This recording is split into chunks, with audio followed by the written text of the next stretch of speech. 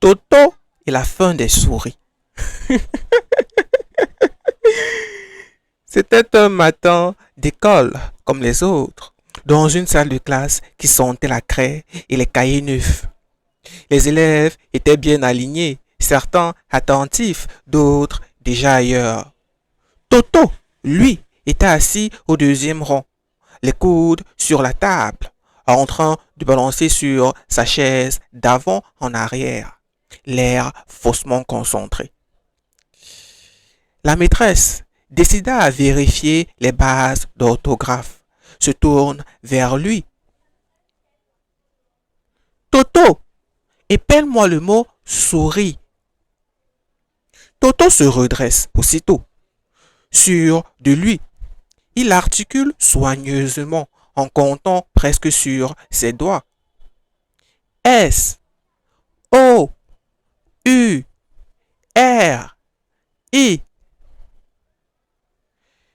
La maîtresse hoche la tête, satisfaite, puis ajoute calmement. Et la fin? Toto s'arrête net. Il fronce les sourcils, regarde le plafond, puis son cahier, comme si la réponse allait apparaître par magie. Soudain, ses yeux s'illuminent. Ah oui, s'exclame-t-il. Il y a une queue. Un silence suspendu envahit la classe. Puis les élèves éclatent de rire. Certains se plient en deux, d'autres imitent une souris en tirant une queue imaginaire derrière eux. Même le maître se retourne vers le tableau pour cacher son sourire. Et Toto, très fier de lui, se rassoit tranquillement, persuadé d'avoir donné la réponse la plus logique du monde. Ah, ce Toto!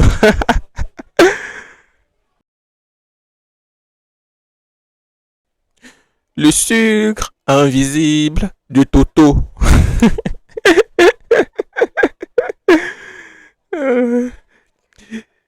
C'était en fin de matinée, dans une salle de classe un peu fatiguée par les heures de leçon.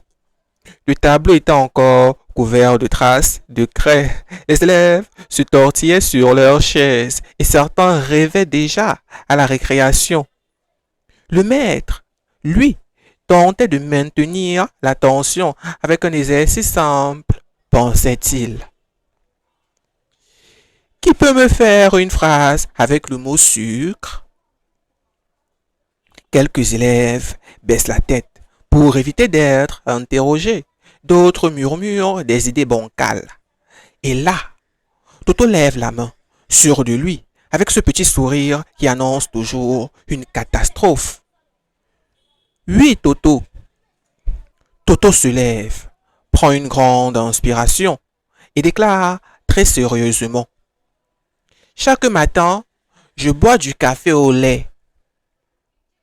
Le maître cligne des yeux. Il relit mentalement la phrase, puis regarde Toto, un peu perplexe. Toto, dit-il calmement, où est le mot sucre dans ta phrase? Sans hésiter une seule seconde, Toto répond, comme si c'était l'évidence même. Dans le café, monsieur.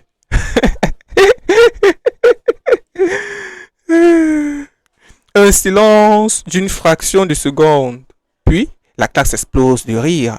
Certains tapent sur les tables, d'autres imitent quelqu'un qui sucre son café à grosses cuillères.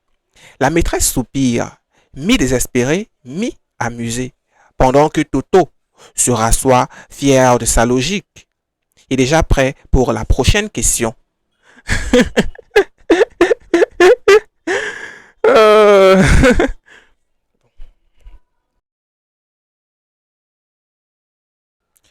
Quand Toto accélère la conjugaison. C'était en plein cours de grammaire, juste après le déjeuner. La salle de classe baignait dans une chaleur un peu lourde, les volets à moitié fermés. et les élèves luttaient pour garder les yeux ouverts. Au tableau, la maîtresse venait d'écrire en grosses lettres le présent de l'indicatif. Au deuxième rang, Toto fixait ses lacets avec une concentration suspecte. La maîtresse se tourne vers lui. Sourire pédagogique aux lèvres. Toto, récite-moi le verbe marcher au présent. Pris de court, Toto se redresse, avale sa salive et commence prudemment, comme s'il avançait sur un fil. Je marche. Tu marches. La maîtresse regarde sa montre, puis l'encourage. Allez, Toto, un peu plus vite. À ces mots, Toto panique. Il interprète la consigne à sa manière. Ses yeux s'illuminent. Il change de rythme, accélère le débit et lâche. Je cours, tu cours, il court. Un silence figé traverse la classe. Puis les élèves éclatent de rire. Certains tapent du pied comme s'ils sprintaient. D'autres miment une course folle entre les tables. La maîtresse secoue la tête, partageant entre l'envie de rire et celle de garder son sérieux. Et Toto, lui, se rassoit, fier d'avoir obéi à la consigne. Elle a demandé d'aller plus vite. Il a simplement changé de verbe.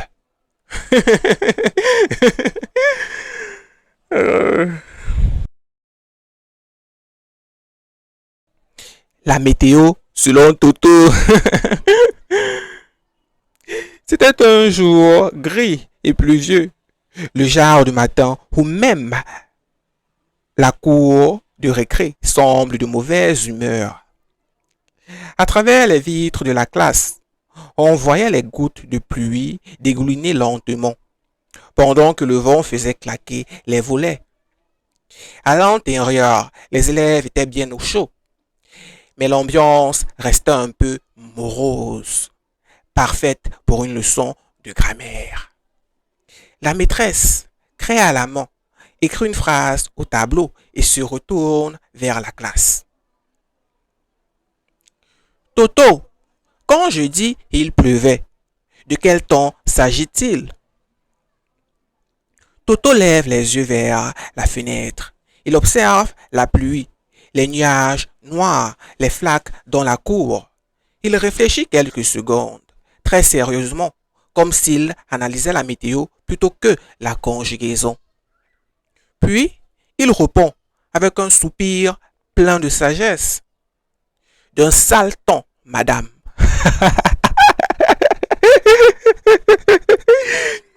Un blanc s'installe, puis la classe éclate de rire. Certains applaudissent, d'autres imitent le bruit de la pluie qui tombe. La maîtresse secoue la tête en souriant, vaincue par la logique implacable de Toto.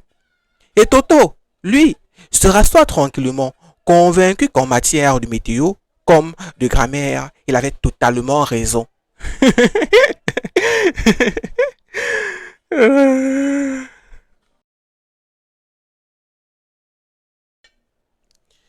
L'arithmétique sauvage de Toto. C'était un après-midi tranquille dans la classe. Les rayons de soleil traversaient les grandes fenêtres et faisaient danser la poussière dans l'air. Les élèves étaient assis sagement, mais on sentait bien que l'esprit de la récréation flottait encore autour des pupitres. La maîtresse, pleine d'énergie et décidée à éveiller un peu les cerveaux de la classe, se penche vers Toto, le roi des réponses inattendues. Toto, peux-tu me citer 10 animaux africains? Demande-t-elle, craie en main et sourire malicieux. Toto lève la tête, cligne des yeux, réfléchit longuement comme si cette question allait déterminer l'avenir de l'Afrique entière. Puis, d'un ton très sérieux, il commence. La girafe, l'éléphant et 8 lions, madame. Un silence sidéré envahit la classe. Les élèves se regardent, incrédules. Puis, comme si la logique de Toto venait de faire exploser toutes les règles de la géographie et des mathématiques, tout le monde éclate de rire. Certains se tiennent le ventre, d'autres tapent sur les tables en imitant des rugissements de lions. La maîtresse, elle, secoue la tête en riant malgré elle, incapable de rester sérieuse face à cette arithmétique sauvage et cette logique toute africaine.